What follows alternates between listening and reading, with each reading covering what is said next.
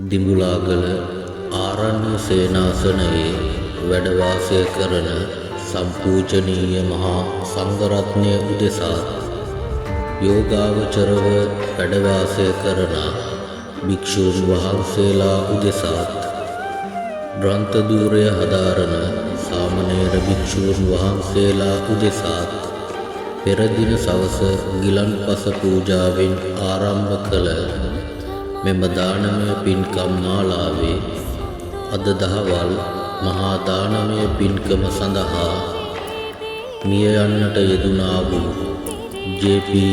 ආර්යදාස පතිරණ මහත්මයාට පින්පෙත් අනුමෝදන් කිරීමත් කවඳි පුතුණුවන් අභාව ප්‍රාප්ත වී දැනට මාස 7ක් පිරීම නිමිති කොටගෙනත් බුළුවෙල ප්‍රදේශයේ දායකාදීන් විසින් මෙම පින්කම සංවිධානය කර තිබේ.